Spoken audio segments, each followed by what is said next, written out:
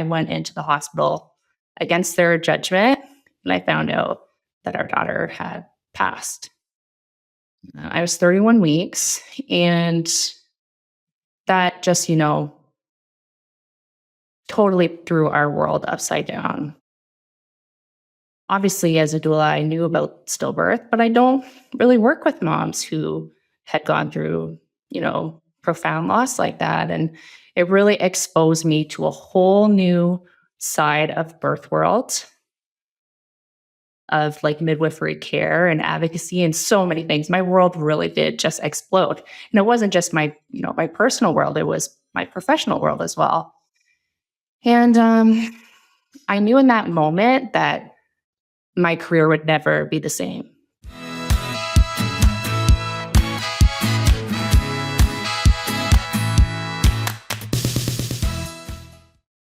Hello, everybody. Welcome to Spoil Your Baby podcast. I am so happy to be here with my new friend and colleague, Kristin Mundy.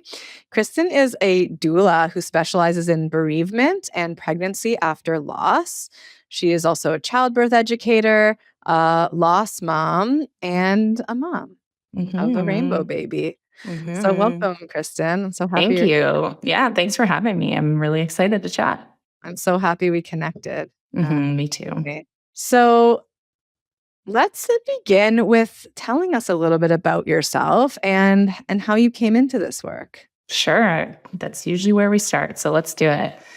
So I feel like I came into doulahood kind of different than most people. I know a lot of people become doulas because of their own, childbirth experience or their own pregnancy experience. But I've been a doula since a child. Like I always am like, that's who I was. I was born to be a doula. I have 4 brothers.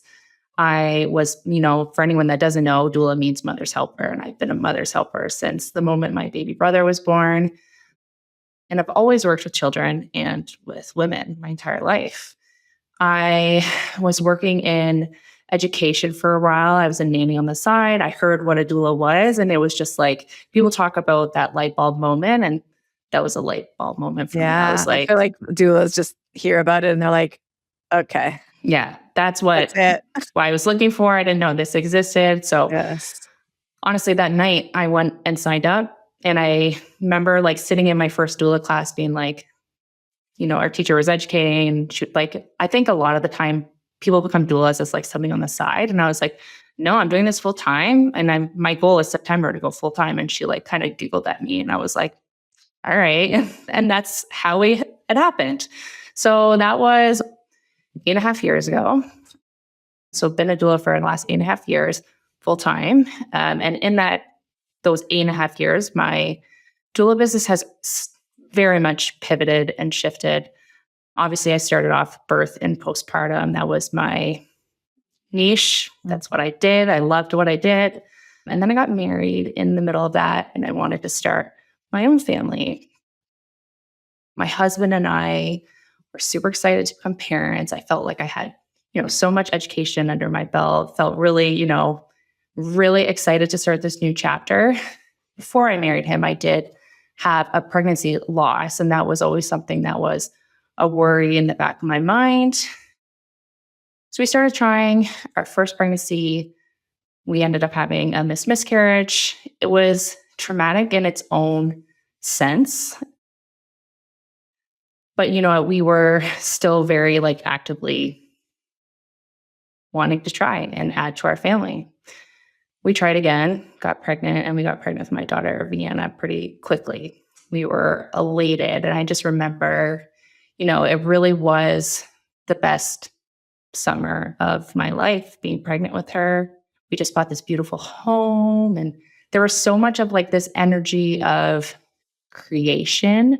I was creating this beautiful little baby. We were creating our home. It was just such a great time in our lives. And I was the furthest I had ever been in a pregnancy before. And, we were really no doubts that this baby was coming home with us. Mm-hmm.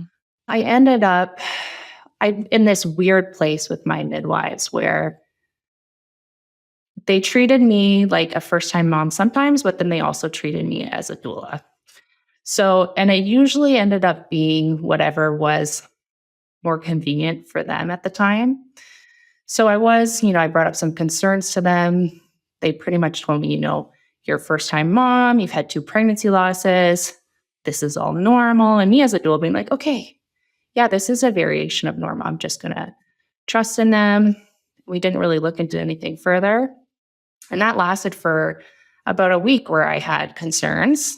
And then I went into the hospital against their judgment. And I found out that our daughter had passed. I was 31 weeks. And that just, totally threw our world upside down. Yeah. Obviously, as a doula, I knew about stillbirth, but I don't really work with moms who had gone through, profound loss like that. And it really exposed me to a whole new side of birth world. Yes. Of like midwifery care and advocacy and so many things. My world really did just explode. And it wasn't just my, my personal world, it was my professional world as well. Yeah. And I knew in that moment that my career would never be the same. Like I knew that when I figured out this happened and that I still had to birth my baby, and knowing that I have all this education under my belt, all this experience, and know how to advocate in the hospital, I knew I was going to probably come out of this with a positive experience because of that, as positive as it could be. Yeah. And then I thought about all the women that didn't have that and went through this traumatic, and life-altering. Information. Yeah. And before I even birthed my baby, I was online supporting women. Wow. Here's what you got to know. Wow. Here's what you got to advocate for. Wow. This is your options. Like it was literally instantaneous. And then I delivered my daughter and obviously was exposed to a whole other world of grief and how profound that is and how society in general really drops the ball at supporting us. I knew we dropped the ball in postpartum on a regular for, moms that do welcome their babies, but this was another, era that I was entering. People are very afraid of that territory. Totally. In my experience. Can I ask you, were you supported in connecting with Vienna and holding her and having any mementos after the birth? So this part was interesting. I've always known that I'm like more of a spicy person. Like I have always known that like if I'm feeling something, like I really do have to feel it. And that was a benefit for me, just being who I am. So I really did lead the way on that. So I did get support in some sense because I really was like not one of those people that could ever stay quiet, right? And I feel like a lot of your support system is really going to follow your lead. But there was those people in your life that surprised me, that wasn't able to go there with me, that wasn't able to talk about her, that wasn't able to really sit with me in my pain. Yeah. And they were relationships that, I didn't want to change. I was like, I love you. I love our relationship. And like, this is a deal breaker for me. Like, please be here. Yeah. So that was like a huge, huge grief in my life. It still is a huge grief in my life because, you can't really, there's nothing that's comparable to losing your child. And the people that can't show up for you in those moments, like you just can't really get over that. Yeah. You can have forgiveness, but you can't really forget, unfortunately. Yeah. But I did get connected to, support groups. And I just found that there was this really, I don't even know how to describe it, but there was like this lack of what I was needing. Like there was the support groups, but I'm like, I don't want to meet once every Tuesday. Like I need to be like in connection all the time. Like I can't billow my grief for this 1 hour a month. Yes. And I really felt that gap in what I was needing. And there was, I had beautiful women in my life, but they had never lost a child and they weren't able really to show up for me in that sense too. So that part was really hard. That got my head, obviously spinning. Right. Yeah. So in that moment, I started showing up for lost moms. And then we tried to get pregnant again, and we did, and we conceived my son, William. And we found out really early on that he had, so going back to Vienna, I found out that I had a blood clotting disorder that went undiagnosed. And then with William, we found out that he had a severe heart condition and he wasn't going to survive. So now I was also like facing this other huge, choice. Like either I could terminate my pregnancy or I could, move forward and have to say goodbye to another child. I would say goodbye to another child regardless, but that was a really impossible choice. But we did, decide to continue the pregnancy and let him kind of choose what was best for him. And, he passed just before 18 weeks. So we went through the whole experience again of saying goodbye to another baby. And that was like, my husband and I kind of joked, like, we were in the hospital. We're like, where's our, our stamp? Like, this is our third time here. So it was just kind of, compounded grief in that sense. Yeah, absolutely. We took a break and then we got pregnant again. And that is my spoiler alert, Earthside child, Senna. She is, like sunlight and healing in human form.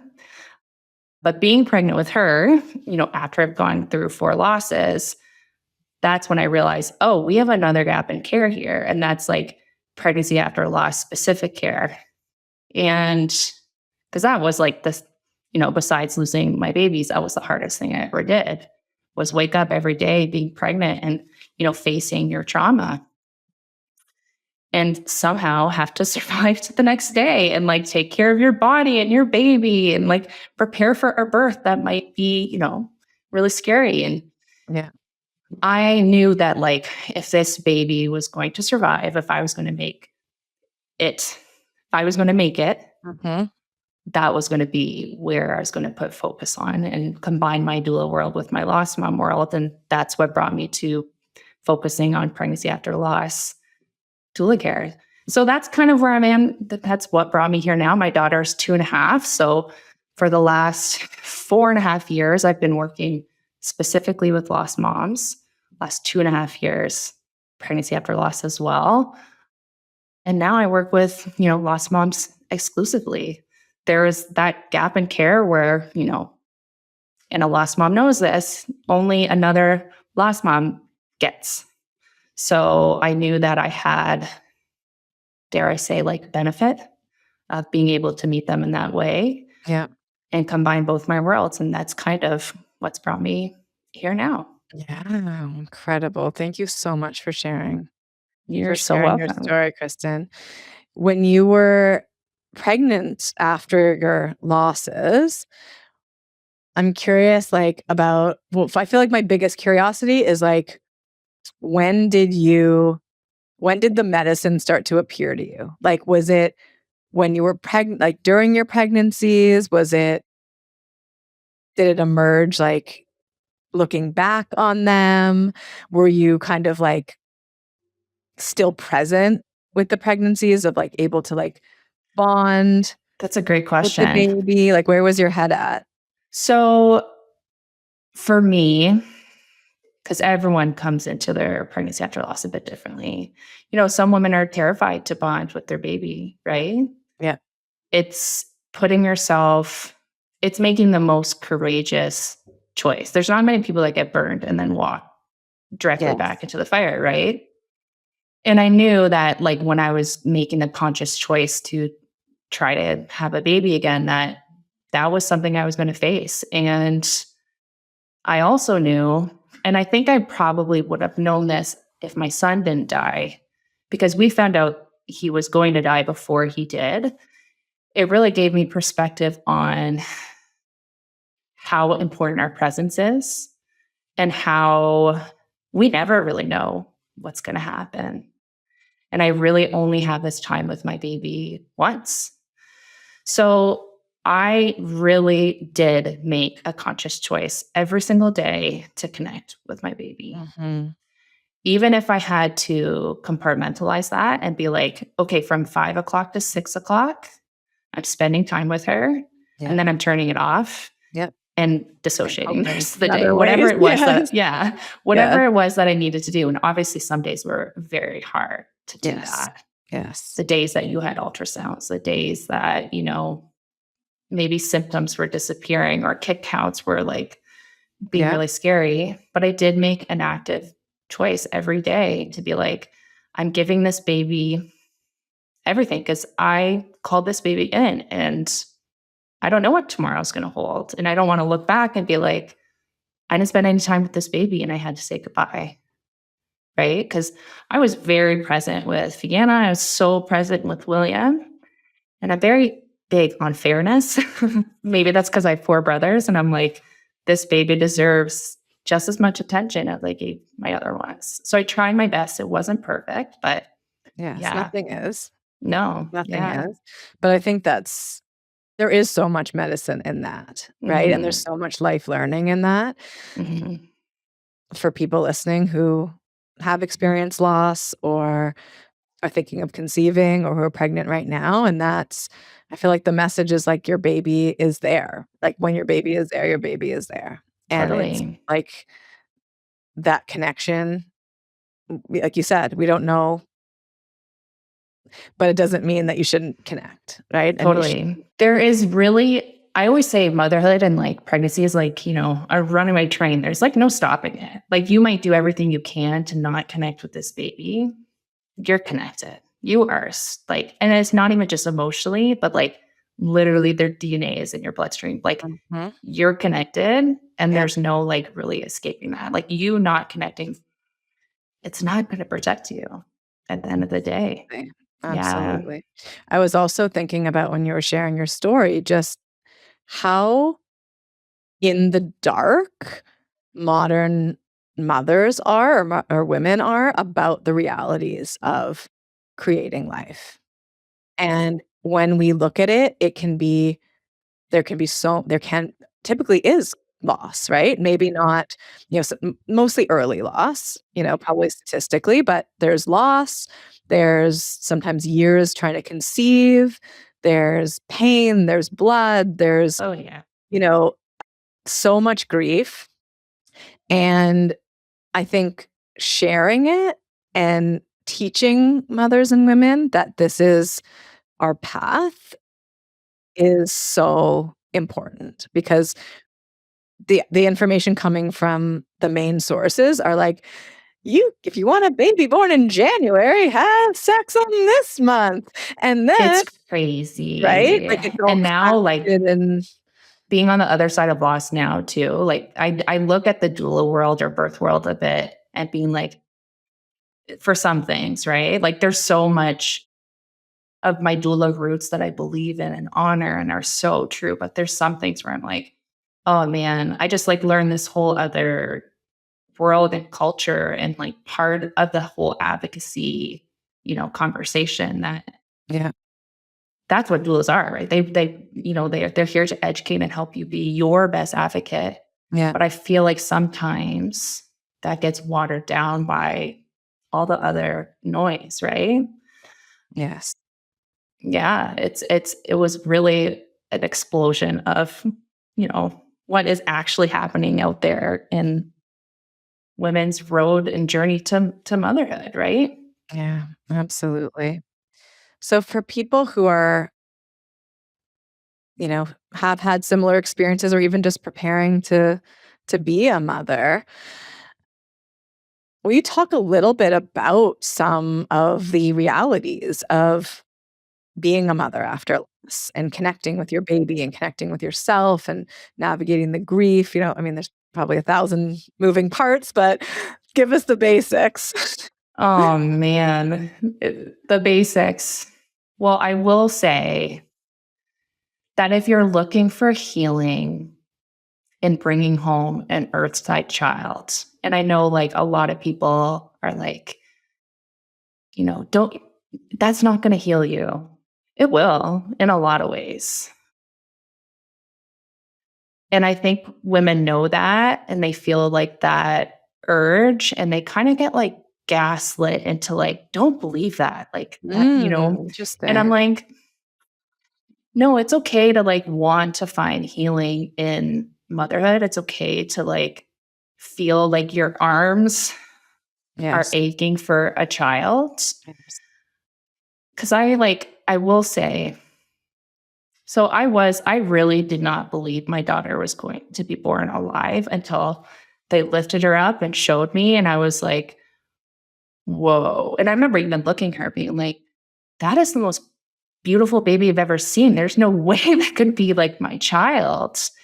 And then obviously I walked into like a whole different postpartum experience. And it will be hard. Like it is hard. Postpartum's hard. It'll make you like meet your maker in a lot of ways. Like it really make you, come to terms with some really big beliefs, and it'll change your relationship and it'll do all of those things. But it's really the best thing in the world. My daughter being here really like uncovered this woman that I always knew was there. Like I felt like I had, you might make me cry. I had been waiting for her my whole life. And it's messy. Like it was, postpartum is hard, but I feel like after loss and bringing home your baby, I'm like, it makes the hard feel so like, this is not hard. Like I've been through hard. Yes. This is such a privilege to have this hard. Beautiful. And like my daughter had lots of issues. Like she had a tongue tie. She was a quote horrible sleeper, just needed a lot of support with some things. And I was like, I got this. Like I there was obviously times where I was overwhelmed and overtouched and all the things. And then grieving, of course. We'll talk about the grief separately. But I just remember being like, my endurance, or just like my ability to take a hit and go through that hard, it just was so changed. Yeah. Like I really soaked up every hardship. And the miracle was there. It was there. Like nothing else really mattered. I'm like, we can survive this. Yeah. I can't survive losing my child, but I can survive her having feeding issues, her needing me more to sleep. Like what a privilege for her to need me more to sleep. And I don't want to like gaslight other women who, that did really have struggle, and maybe they did come out on the other side with more anxieties. And that is so fair. It's so, so fair. Because there were times where I was maybe concerned more for her safety, like where the trauma comes up where you're like, this could all change tomorrow. And like, I don't know if I could survive that. Like that really is super valid. And I definitely had those moments. And there were like, if we're talking about the grief, there was grief too. Because I feel like when you also are on this like trajectory of wanting to bring a baby home, and let's just say you're going through fertility issues as well, you're pushing. And there really isn't a moment to actually like deal with all the micro traumas. So when she got here, I was like, whoa, did we just go through all of that? Like 4 pregnancies, back to back, milk coming in every time. Like it was a lot. And like, even with my husband and I, just like the state of our relationship going through trauma for years. And there was a lot I needed to grieve because it felt like I lost 4 years of my life. Like it's totally worth it because I have her here. But whoa, like what happened? Yeah. That's kind of how it was like. But you know what? I really did find a lot of healing by chilling on the couch. Yes. Her sleeping on me and me like watching TV. I was like, this is the most healing thing I've done in your peace, right? 4 years. Yeah. I just had so many like visuals throughout you talking about that. I think one of the things that stood out was, you fully were transformed into a mother from the previous babies. And of course, that makes sense that like you need that baby in your arms, Mm-hmm. right? You're like, I'm a mother, like I'm ready to mother. Mm-hmm. What's that quote, right? It's like grief is love with nowhere, like grief is just love with nowhere to go. And like, I feel like I will say like a mother losing her baby, it really does interrupt like a profound process, right? Like mothers aren't really, Yes. they're not supposed to lose their babies. Like I said, they're part of the DNA. So like when you do and your baby's not there, the body is just like very confused, right? And I felt like a mother way before she was here. And I kind of was just like this, like didn't know what to do with myself. I need my baby. Yeah. And once she got there, I was like, okay, finally, now like the rest of the world can see this, That makes sense. how Yeah. I'm feeling, how I've been feeling, right? Yes, completely. And I wonder too about, like you mentioned, like the cellular exchange, that Vienna and William cells still live in you and they live in your daughter I now know. as well. Do you ever meditate on that? It's the craziest thing. It's really the craziest thing just to really think about it. And especially now that she is getting older. So now she's like getting language and she starts talking about her brother and her sister. And I don't say like you have a brother and a sister. Like we talk about baby Vienna, baby William sometimes.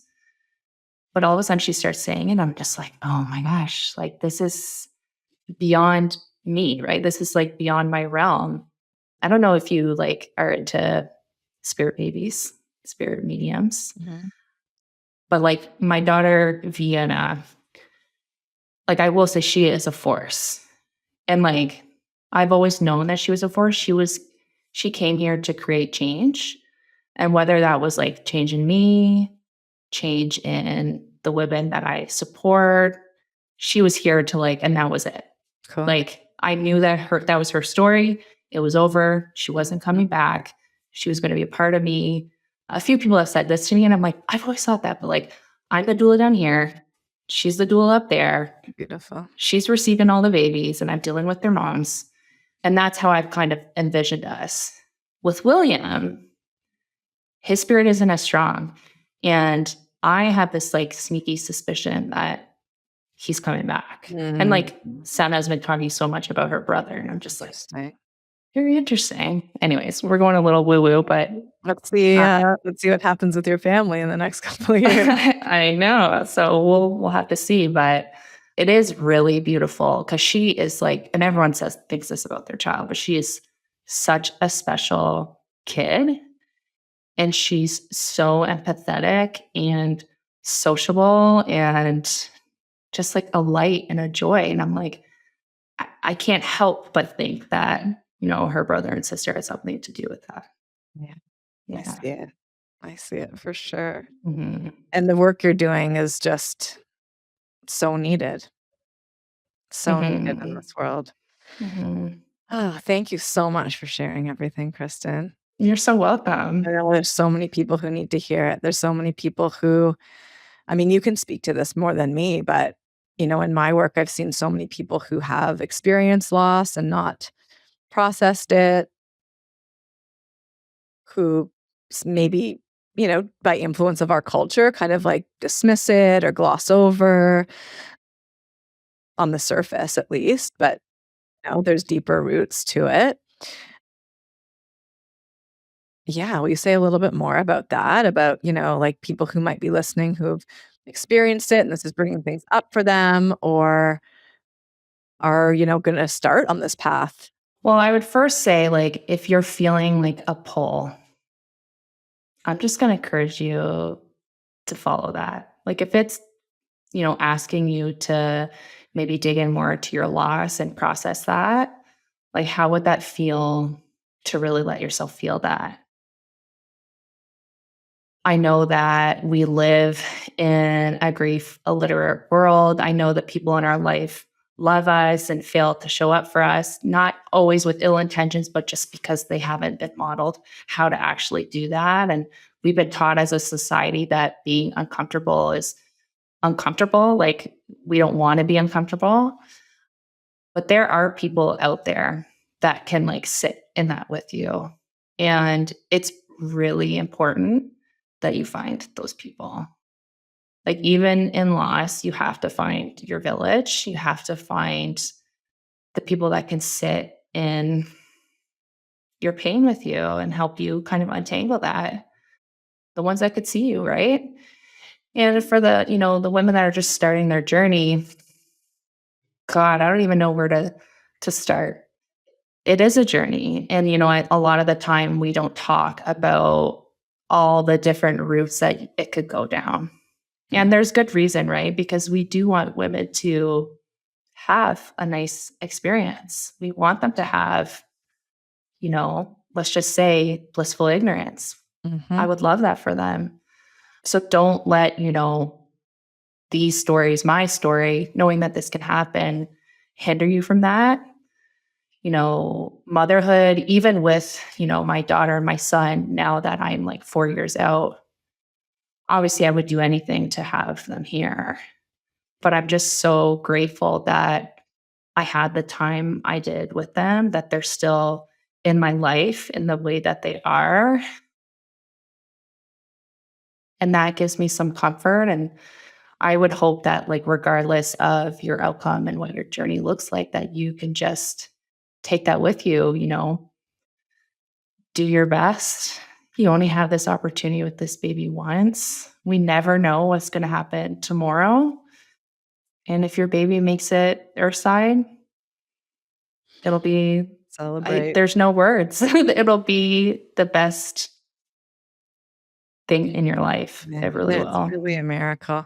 I think that's like the biggest, like such an important message that you share is essentially like your loss is important. Like the losses you've experienced are important. And like there, sometimes we need permission, whatever, for whatever reason, we need permission for so many things. And like you have permission, whether that loss happened 5 years ago or 40 years ago, to process it, to create ritual around it, to have memory attached to it, To take and up to have space. support. Like, Exactly. if we even just talk about, this could go into a whole other episode, but like just being a woman in this world and like not taking up space or people pleasing or like not wanting to cause a fuss, like you are worthy to take up space. You're worthy to cause a fuss if that's like what you're needing. You're deserving to be witnessed and however that looks.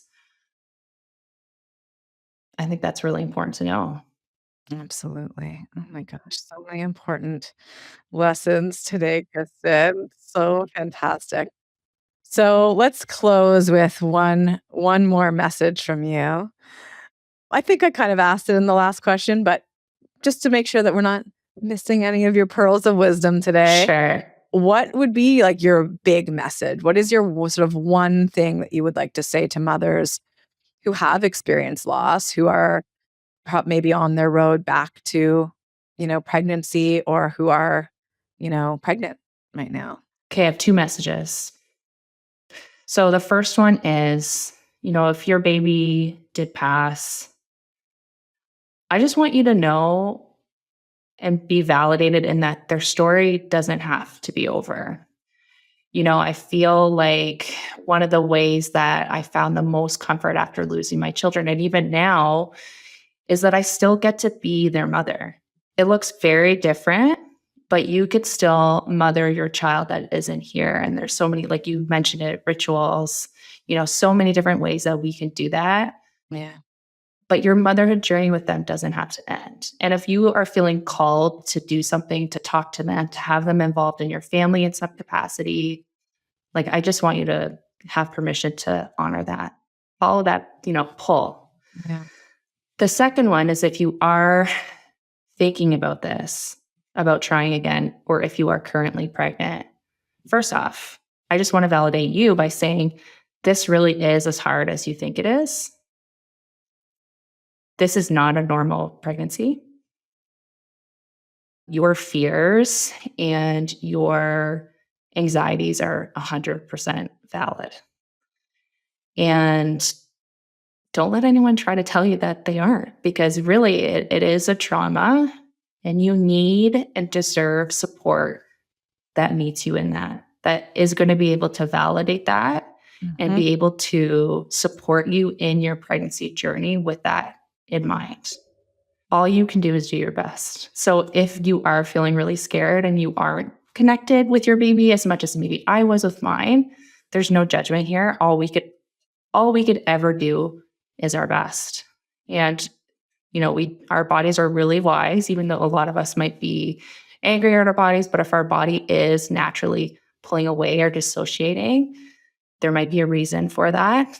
And if you're looking to, try to, connect with your baby a little bit more, start really small in ways that feel safe. So maybe that's 30 minutes one day. Maybe it's buying one onesie, like an action.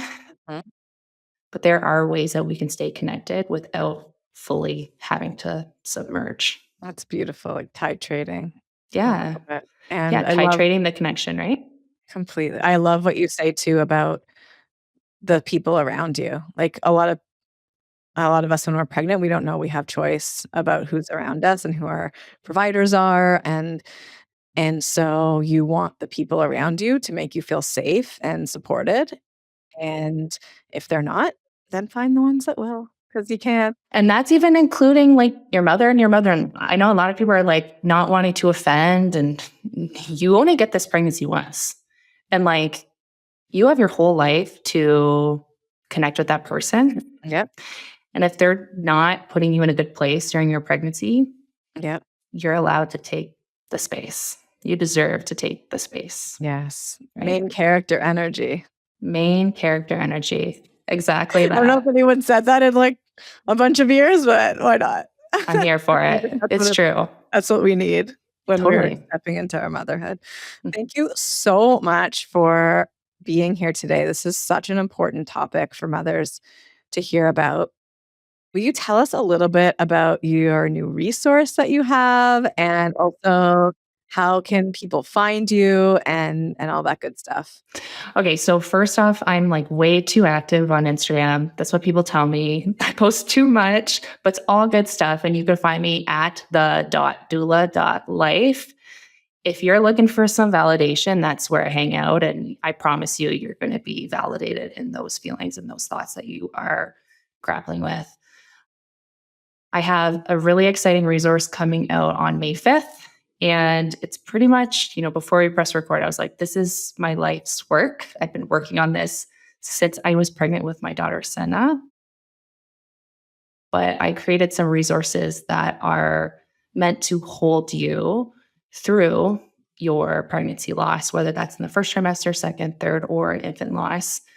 If you are just looking for a resource, you're not really maybe wanting to get in a support group, maybe you're just looking for something to start things off, that is there for you. Or if you love someone going through loss and you want to know what they're experiencing and how you could show up for them, there's so much helpful information in that too. And we go over, what to expect when it's acute, when you are actively losing your baby, where we talk about what to expect postpartum, how to support yourself in your grief, and how to kind of re-enter the world.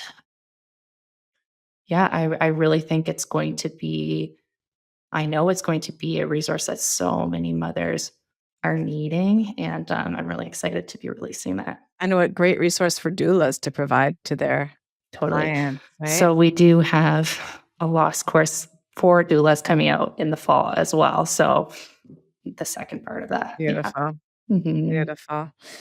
Amazing. Well, thank you so much again. And we will be in touch and hopefully have you back again soon. Would love to be. Thanks, Kristen. Thanks, Pierre.